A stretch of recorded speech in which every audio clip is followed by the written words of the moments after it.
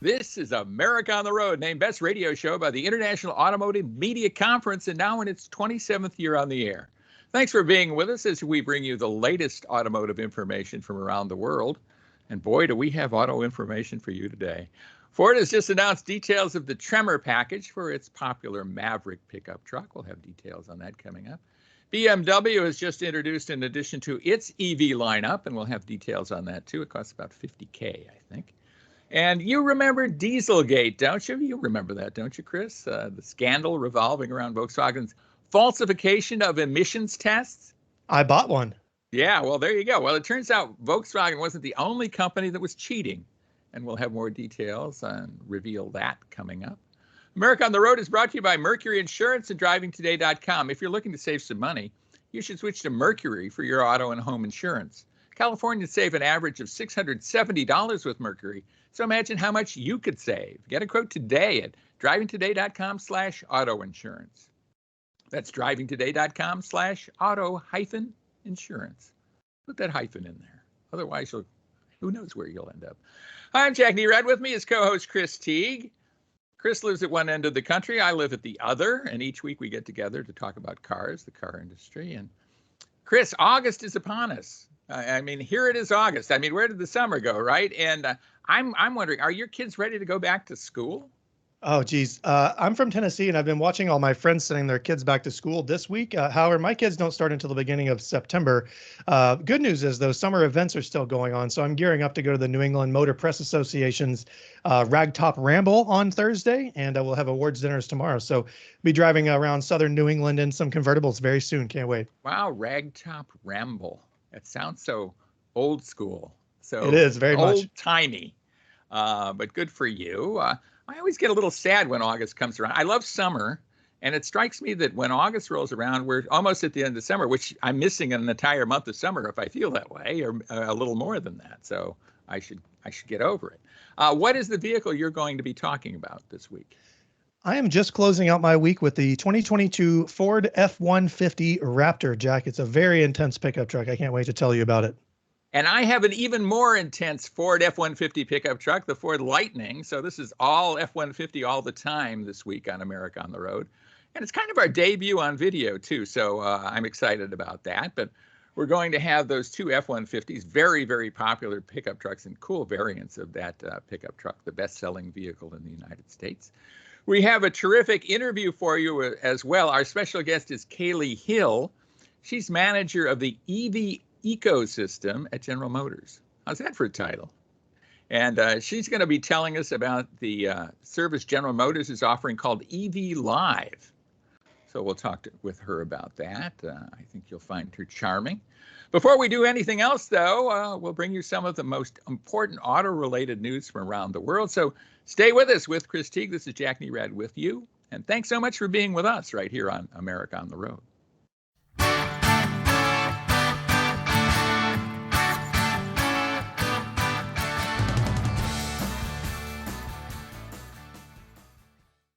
Welcome back to America on the Road with Chris Teague, Jack Nerad back with you, and it is news time. And wow, we have some interesting news. I think we try to have interesting news each week. We don't present the dull news so much. We weed that out for you and then present interesting news. One of the things most interesting to me is this new Maverick Tremor off-road package that's newly come available on the small Maverick pickup truck. That's an interesting platform anyway. And so for some reason, I'm not seeing as many of them as I thought I would. But maybe it's just because they're not building a ton of them. But this is a pretty cool package, isn't it, Chris? Yeah, I think they've listened to their customers, or at least they know their customers. A little bit beefier stance, a little bit of a lift kit, some nice all-terrain tires, and you've got a hot seller, even more than the regular Maverick, I would assume. Right. This thing will it will be available on the XLT and Lariat series trucks, the Mavericks. A 1-inch lift kit for added ground clearance. 1 inch. That's added ground clearance. It could be the difference, right? We're not talking about hand grenades here. We're talking about being on the trail. It does have trail control, essentially cruise control for the trail, which is very cool when you're going downhill and you want to avoid rocks and you don't want to have to fiddle with your feet on a bunch of pedals. So you can do that. It has an advanced all-wheel drive system, a little more sophisticated all-wheel drive system than the typical Maverick all-wheel drive, and it has the 2-liter, the larger 2-liter EcoBoost engine. It's not available apparently on the hybrid-powered vehicle. What's your take on this? You think it's going to be an exciting vehicle, or maybe not so much? I think it's going to be milder than a lot of people probably want it to be, but at the same time, the Maverick is a smaller, more maneuverable pickup truck, and how hardcore can you really get with that platform? But for the size, I think it's more than enough. They upgraded the all-wheel drive system so it can shift power or torque between the rear wheels and added some skid plates underneath. So I would assume, or I would guess, that you could do some pretty decently challenging stuff in this, at least more than you'd think. Yeah, I like the size too for off-roading. I mean, certainly you're on narrow trails often when you're going off-road on the little, between trees and, sweeping between boulders and all that. So I think the small size will be in its way a positive for it. And as you say, it has this essentially almost torque vectoring rear axle. Allows you to apply. It applies itself.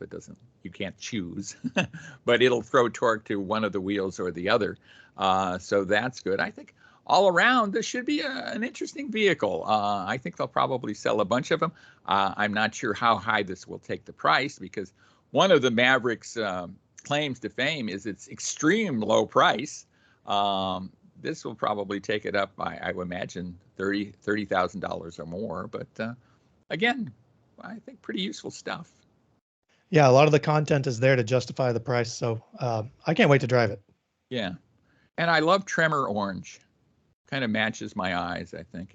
The Tremor package is going to be about $3,000. Then if you want the Tremor appearance package that includes Tremor orange, that's another $1,500.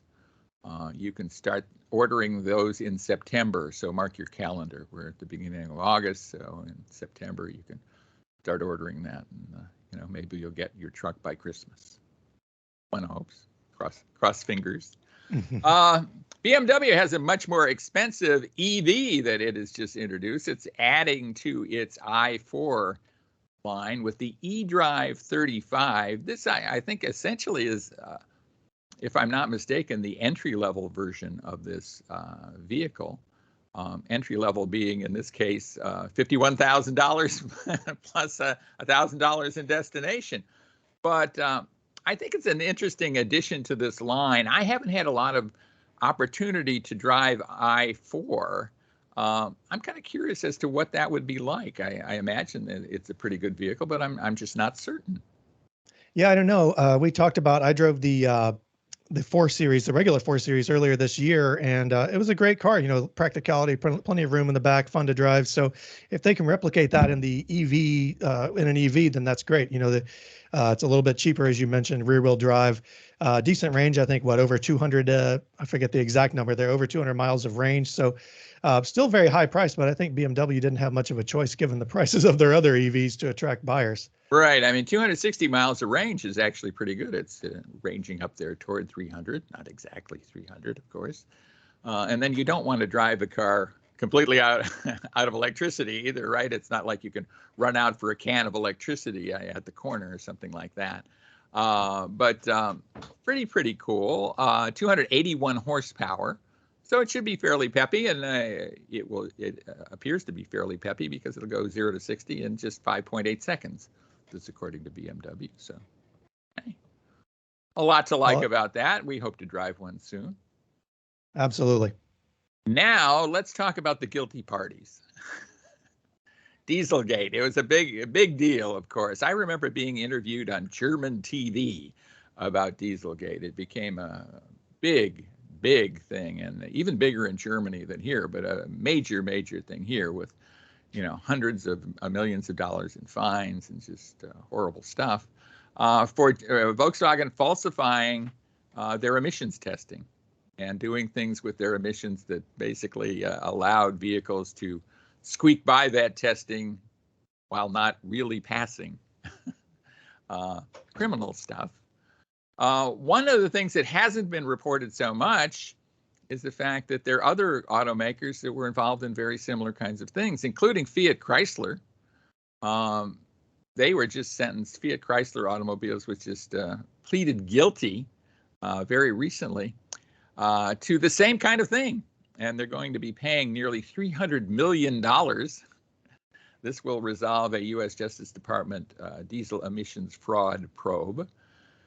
The company, this according to a Reuters story, the company's been charged with making false representations, lying, about diesel emissions in more than 100,000 U.S. vehicles, Jeep Grand Cherokees and the Ram 1500s that you and I probably drove and liked a lot, but unbeknownst to us, they were lying about diesel emissions.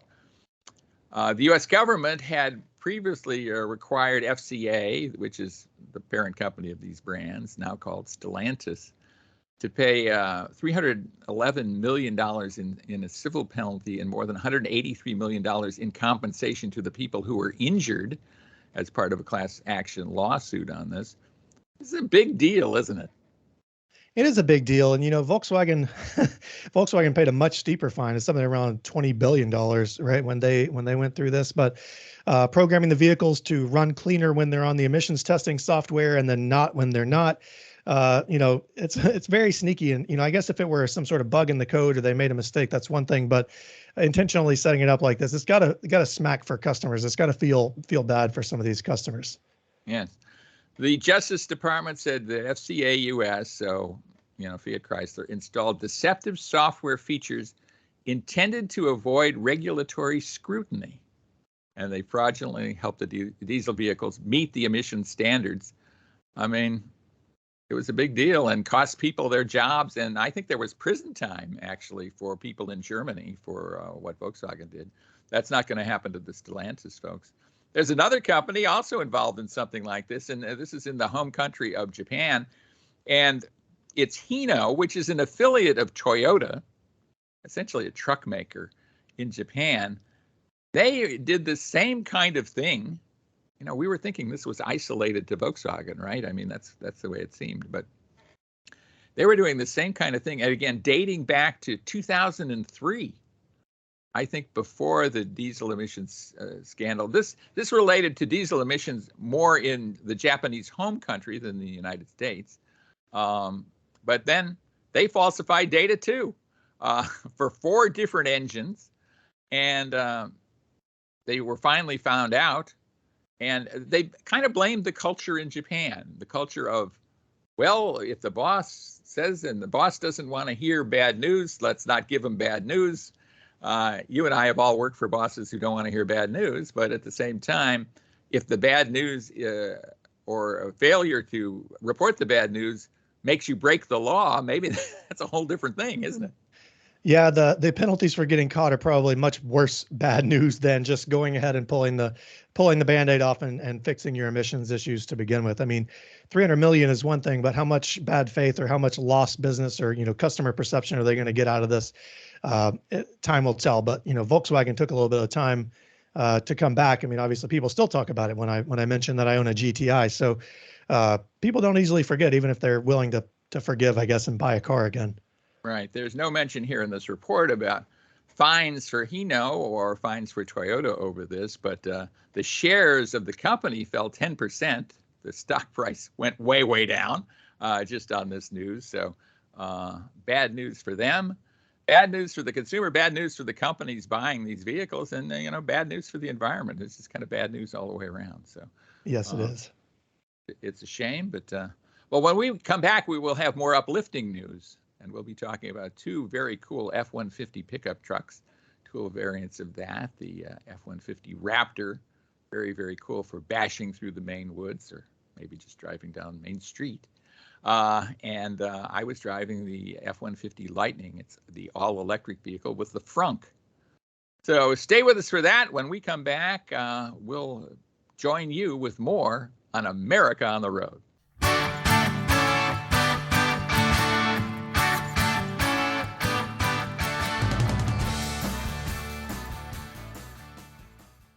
Welcome back to America on the Road with Chris Teague, Jack Nerad with you, and it is an all Ford F-150 road test segment. Not that we planned this, but I guess we planned this, or we didn't plan this, but it's I think will work out well. 2 really interesting variants of the best-selling vehicle in the United States here.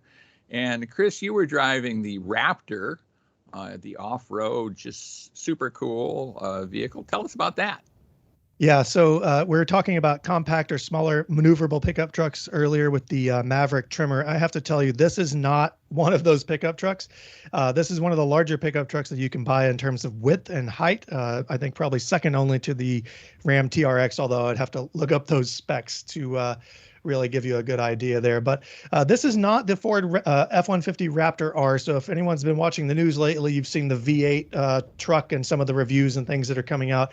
This is the V6, which is the standard version, if you want to call it that. It starts around $73,000. My test truck came in at just over $85,000 with plenty of options, as these things tend to have with them when Jack and I test. So that's not really standard for a full-size pickup truck to be $85,000, is it? No, you'd have to, for the other F-150s, you have to go pretty high in the trim range to reach that price tag. I think the truck starts, in the mid $30,000 range to begin with. So quite a big price increase. But the specs here are what's important, I guess, or is one of the reasons why people buy this truck. It's got a twin turbocharged intercooled V6 engine. So it's the EcoBoost engine, 450 horsepower, Jack, through a 10-speed automatic transmission to all four wheels. And I want to ask you, I think you have driven the new Raptor, but I want to get your feeling on this engine and this powertrain because it's quite a performer. It is quite a performer, and I think a lot of people are a little worried about not having a V8, and they want that big V8 power, and that's what they're used to, especially in a full-size pickup truck. But I think it performs really well. I think you get better fuel economy than you would otherwise get with a larger displacement engine without turbocharging. I think there's a lot to like about the powertrain. I think it's a good powertrain overall, and pretty time tested as well.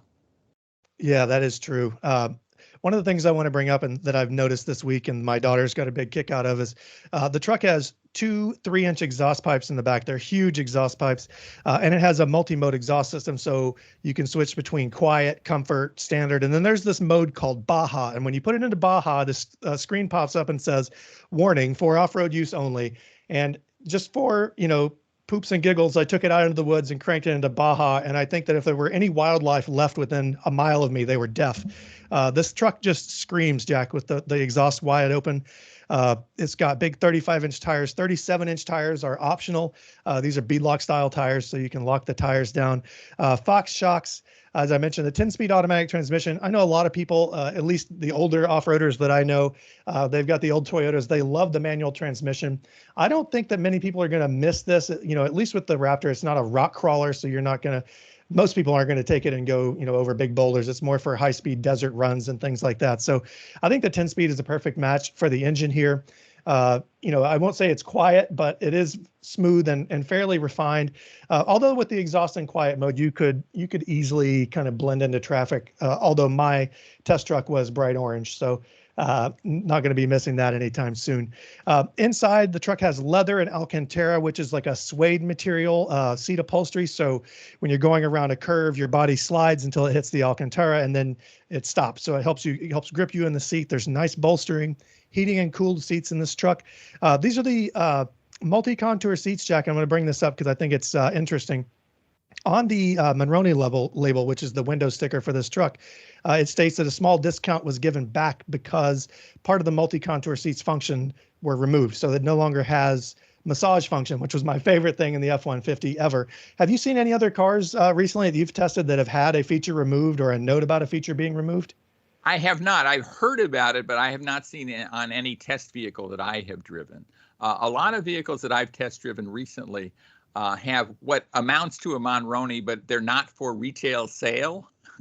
They're pre-production vehicles. Typically, they're on the production line before they build vehicles ready for sale, and they put those into the press fleet. So those are the vehicles I've driven recently.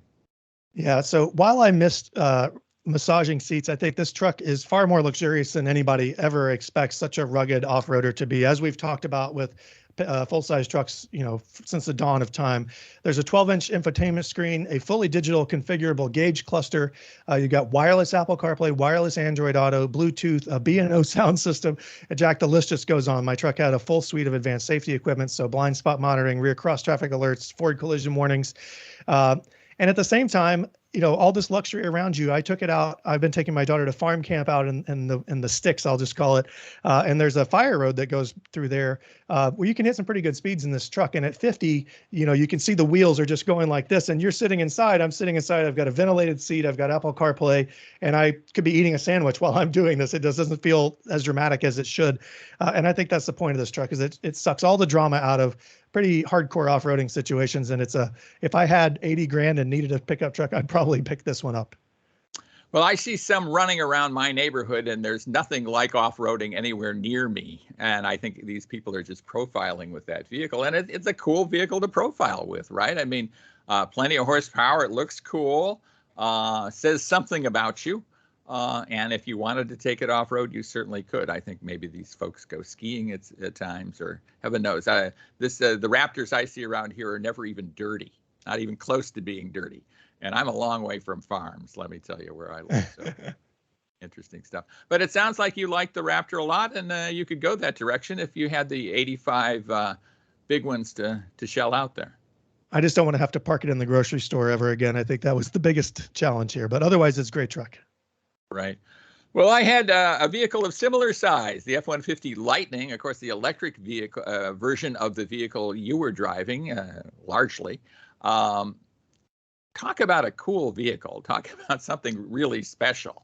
I mean, this looks like an F-150, but and in some ways it behaves like an F-150. It has most of the capabilities of an F-150, but then there's things about it that's just kind of otherworldly about it, including its 0 to 60 time, 4 seconds or so, maybe 4.5 seconds, 0 to 60.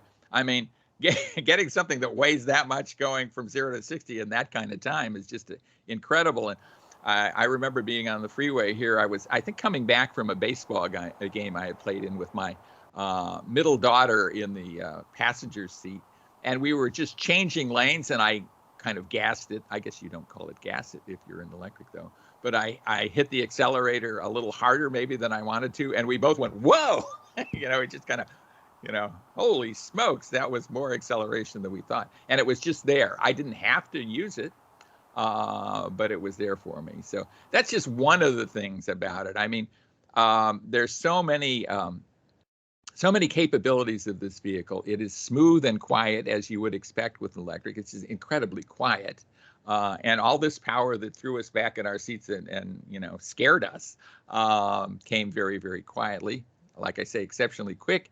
When you use Blue Cruise and go on the highway hands-free, you kind of take that leap of faith, but it acquits itself quite well doing that. The entertainment interface is really excellent.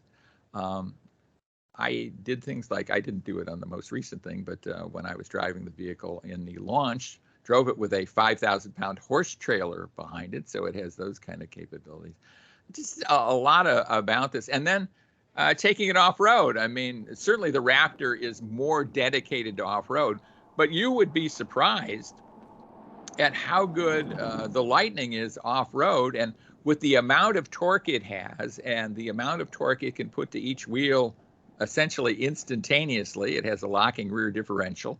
It has off-road modes. It just does some amazing stuff, and you can ford a 2-foot stream in the thing, among other things. So this is just one heck of a vehicle, and that's before you get to the fact that it's zero emissions and does all the other things that it can do. But reasonable range and over 300 miles in range. This is the first electric vehicle I've driven, I think, where I wasn't concerned every moment about how much electricity I was using and when I would have to charge this and how I would go about charging this. I mean, I used this day to day for a week, doing all the errands I needed to do, and I just felt comfortable with it. And I know, the infrastructure in Maine is a challenge to you. It's somewhat of a different challenge here because, the infrastructure is crowded with people using fast chargers. But, what's your take on being able to use an electric like the Lightning day to day in your situation?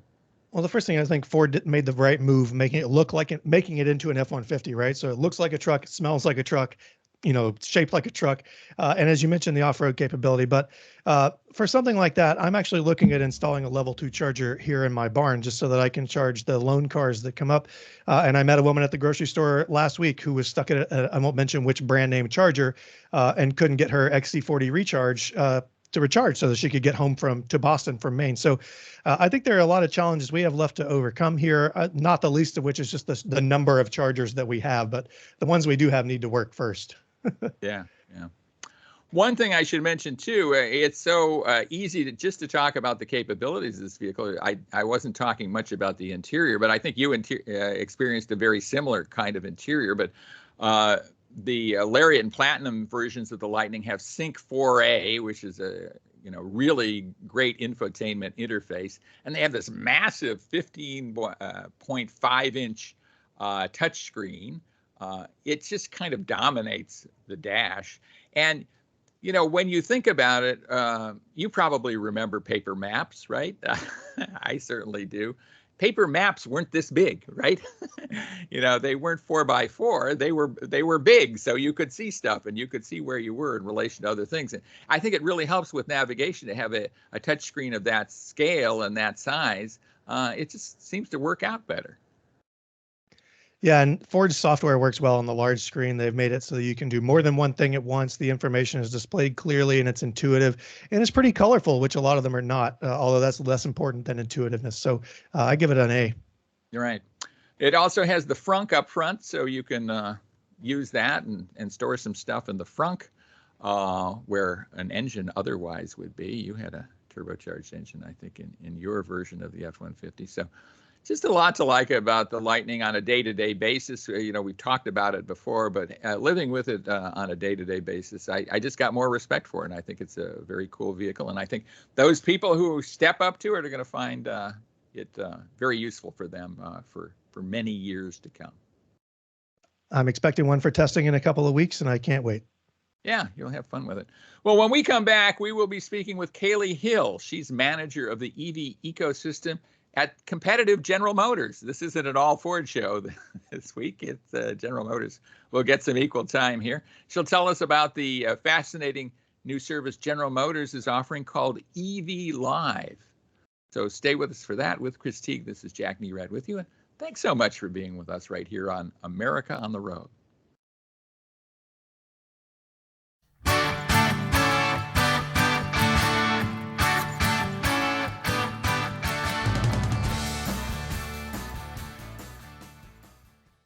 Welcome back to America on the Road. It's Jack Nerad with you, and we have a terrific guest talking about a really important subject. Cayley Hill is EV Ecosystem Manager at General Motors. That's a cool title, number one. But General Motors has launched this new initiative called eDrive. It's really exciting stuff because driving an EV isn't just like driving your average car, right? So some education is required. Number one, Cayley, thanks for being with us, and tell us a little bit about eDrive. Yeah, thank you so much, Jack, for having me today. I'm thrilled to be talking about the launch of eDrive, which is a virtual, innovative digital platform where anyone in the United States, as long as they have an internet connection, can have free access to our virtual studio. And so what that means is anyone, regardless of where they are on their journey, they can call in and have a conversation with a real person about EVs, charging, batteries, anything that you can think of, really. So we're trying to encourage people to come to our website, edlive.gm.com, and connect with a real person and get their questions answered. I think that's beautiful. I mean, the connection with a real person is great. I mean, an internet site that is showing a lot of information is certainly useful, but the ability to ask the questions you want to ask for your particular situation, I think is critical here because everybody's situation is a little bit different, and how they adapt to the EV experience depends on what their situation is, doesn't it? That's exactly it. And so I think that's why what we're trying to do is, we did a lot of research, and we sort of talked to our experts about what are the things people are most curious about. What are maybe some misconceptions people have, and how can we best answer them? And the answer was to build a studio with a number of EV properties, from some of the newest electric vehicles that General Motors has out there, to our chargers, to our battery, so that really you could come at this pretty much from every angle and get your questions answered in real time. What are some of the big questions that people are asking? Certainly range is a question, but what's on people's minds? I'm curious about that. Well, I think that there's been a lot in the news lately about EVs. And so we have quite a few people who are just kind of curious if an EV could even fit their lifestyle, because frankly, there still are people who feel, unsure. So I would say there is a lot of people who just really want to know what the heck this whole thing is all about. And then, of course, we get into conversations around cost of ownership, or how does maintenance for an electric vehicle work differently than a gas-powered vehicle? Even things like, how do I set up my garage to allow for home charging? What charger do I need? And how do I charge when I'm on the go? So we've really designed the studio with that in mind, so that our specialists can visually bring to life answers to those questions by kind of having physical properties that they can speak to. And keep in mind, you can see everything they're looking at on their camera. And so you can sort of ask them questions as they're going. So it's led to some really phenomenal conversation. Yeah, I'm really curious how that works. I mean, obviously, those specialists have to be well trained and very flexible, right? Because everybody has a different set of questions, and their lives are different than other people's. How do you go about setting that up? It strikes me as a very complicated thing to do. Well, as I said, we have done a lot of research on what are the kinds of things that people are asking, what's out there. And so we've oriented our staffing and our training all around that. We have some of the foremost EV experts in the world at GM. So they helped us design the training to make sure, real information is being given to people as they're calling in. And I think one of the things that's really important is it is free, because we do want people to get the right information, and we want to make sure it's accessible to everybody. So that was really important for us. Yeah, I mean, it's really important. I think that as people switch technologies, right? Everybody knows how a gasoline car works, and how it fits into their lifestyle, and how they refuel it, and all of those things that go into it, how they do maintenance on it. With an EV, it seems very similar, but when you get right down to it, it is pretty different, isn't it? I mean, even the way you do it day to day. Talk a bit about that, would you? Yeah, and I think what's interesting is, and the question that we sort of orient ourselves around is, how does an EV fit into my lifestyle? Everyone is different. You could commute for work, or you could not commute for work. You could be someone who likes to go on road trips. You might have, just yourself or a family. So that's why we're trying to kind of tailor the conversations to, well, what do you do every day? And how could we figure out what even the right charger might be? Some people might have different charging needs. So I think it's really important that we help people understand that, pretty much whatever your life is, feel that there is a solution out there for you. And we think that it will be something that you'll come to love very, very much, because we all know that there are a lot of EV passionate people out there. And we've hired a lot of them. Actually, we've got them working for us. So it's important that people understand that it's honestly there's less barriers than you think. And that's why we're encouraging people, just give us a call, throw some questions at us, and let's see if we can answer them for you. One question has to revolve around where the person lives, right? And when you're buying a gasoline car, that really doesn't matter much at all. A conventional car, you can live in an apartment, you can live in a rural area, you can live in a city, you can live in a single family home or duplex. But with an EV, it does matter, doesn't it? And tell us about that. That's something that I think a lot of people need to pay attention to. Absolutely. So I think one of the really important things to be aware of is that, and this is something that I, for sure would encourage people to go have a look at. But GM has done a lot of work with getting chargers out into communities all across the US. So we're trying to make chargers accessible for everyone.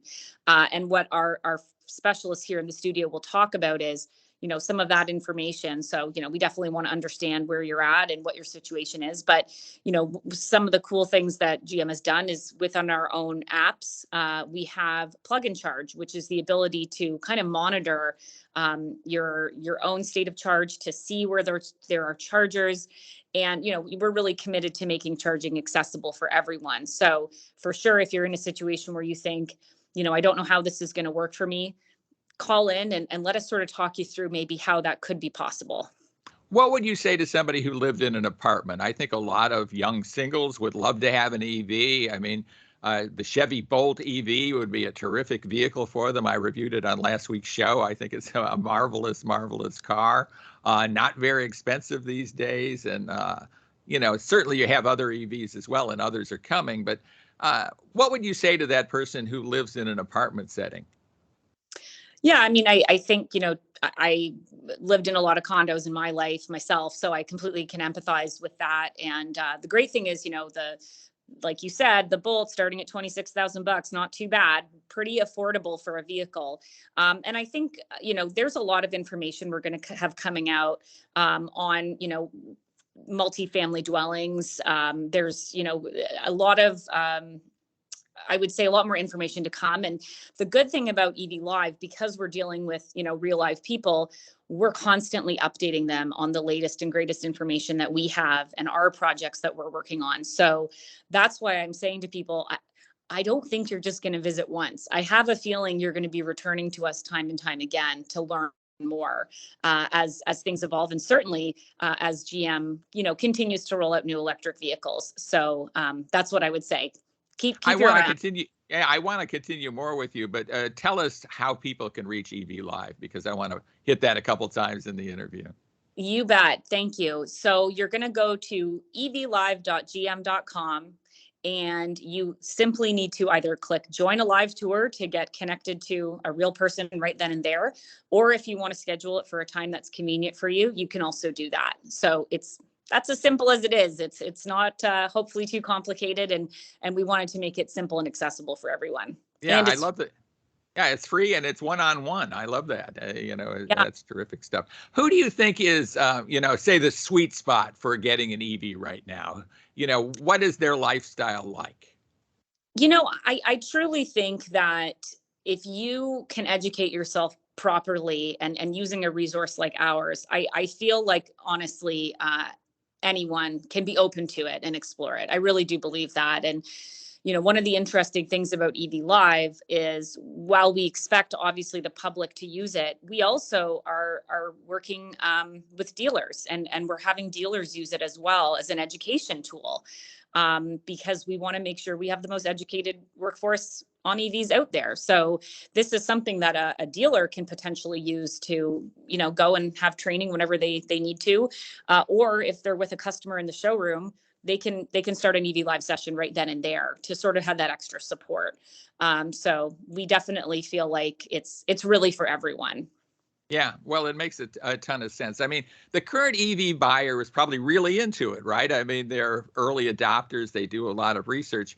But to make this a broad technology, and certainly that's what General Motors wants to do, you have to reach beyond the early adopter, right? And I think that's really partly what this is all about.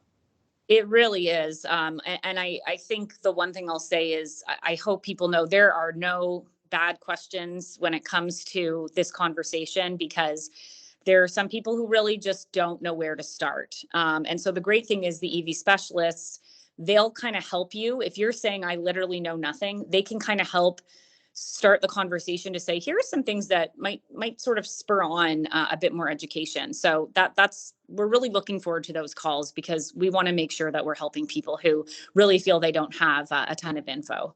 Right. Do you ever tell people, well, you're just not well suited for an EV? You'd be better off to buy a different General Motors vehicle than an electric vehicle?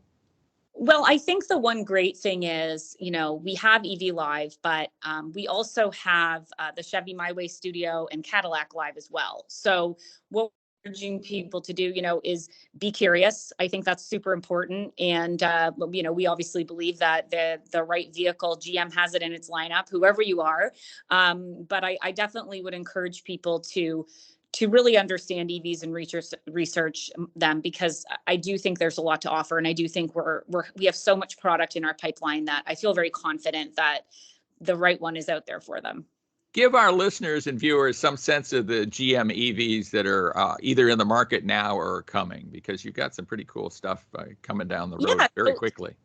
The one thing I'll mention is in our showroom, we're going to sort of have a rotation of EVs that are brand new. So we have right now we have the Cadillac Lyriq, we have the Hummer, and we have the Bolt, of course. But the other thing that we have, which is kind of neat, is we have an e-powered vehicle that we'd love to show people. So people who are kind of into that part of maybe gearheads who are enjoying e-powering some traditionally gas vehicles, we have that as well. And so I think it's really important that people kind of understand there's a lot of different use cases. There's Blazer EVs coming out, Silverado EV, Equinox EV, Sierra EV. That's just some of the content that's going to be some of the product that's going to be coming in pretty soon here. And I hope people look forward to visiting us in the showroom and seeing what they're all about. And give us that information again. A lot of great EVs coming from General Motors, but give us the EV Live information. Yep. So we have it's evlive.gm.com. And it's, again, as long as you have an internet connection on whatever device you're on, you can come and visit us. That sounds terrific. Well, I will do that. I'm interested to see what that's like. So I will do that very, very soon. But Cayley Hill, EV Ecosystem Manager at General Motors, thanks so much for being with us. We really do appreciate you joining us. Thank you. My pleasure. Can't wait for people to come check it out. Yeah, very good. And stay with us, everybody. We'll be right back right here on America on the Road.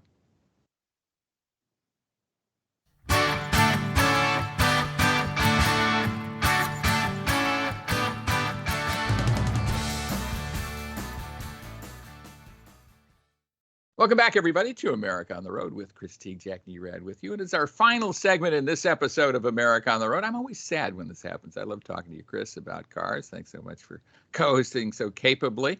I think you have a listener question for us, don't you? I do, Jack. This one comes from Joe in Worthington, Ohio. And Joe says he's been doing research on EVs and he's come across the term e-boost. And he thinks BMWs have it, but he wants to know what it is and if any other cars have it at the same time. Well, I think other cars have it in a similar way that BMW uses it. I think BMW uses the term e-boost with, small e and then capital B-O-O-S-T. It's a method of improving vehicle performance by adding a burst of power. And in this case, it's electric power, which kind of makes sense.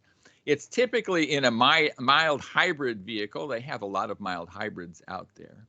And what they do essentially is use the electric starter motor in the mild hybrid to add some power. Could be as much as 10, 11 horsepower, which doesn't sound like a ton, but when it's coming in like that with a lot of torque, it helps. And it helps in things like launch, when you're passing, sometimes in gear changes. And I know that Toyota does a similar thing in their hybrids, to use that electric power to kind of smooth over gear changes. When you're going from gear to gear, there's potentially a power lag, and then it fills in with electric power. So it smooths things out. It gives you more power. It is not the kind of boost you would get from, say, nitrous being applied to the vehicle, but I think it does give a nice kick. Have you experienced this, Chris, in any of the vehicles you've driven? I have, and though I haven't driven one, they're similar to the way a Formula One car uses its hybrid system, for power generation as opposed to just saving or conserving fuel. So definitely a worthwhile thing to check out if you're into performance cars. The 48-volt mild hybrid system is pretty neat on its own, so worth a look if you're in the market. Yeah, and you point out something important too. The 48-volt usage makes this so much better. I mean, we saw a little bit of this with 12-volt systems and the starter motor, mild hybrids and things like General Motors cars, but there wasn't a whole lot they could do with it, just a 12-volt motor.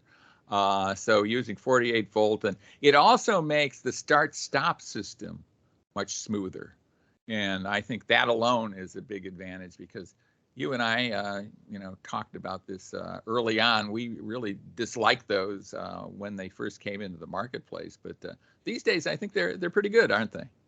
Yeah, they're not bad, especially with the 48 volt there, as you say, to smooth things out. It makes the divot a little bit shallower if you want to view it that way. Right. So all things good with the BMW eBoost. We hope we answered Joe's question. And I guess we're to the end of the show. Chris, thanks so much for being with us. Thanks, everybody, for joining us. If you like what you heard and you want to bring us with you wherever you go, you can check out the sportsmapradio.com webpage. There you can find us on the Saturday schedule. You can find our podcast on multiple platforms, as well as a radio formatted version of the show. Right. Our thanks to the Sports Map radio network stations for carrying America on the road. We do appreciate that. Most of all, we appreciate you being with us, listening to America on the road. You're the reason we do what we do. So thanks so much for being out there. We enjoy speaking with you, and we hope to do it again next week right here for another edition of America on the Road.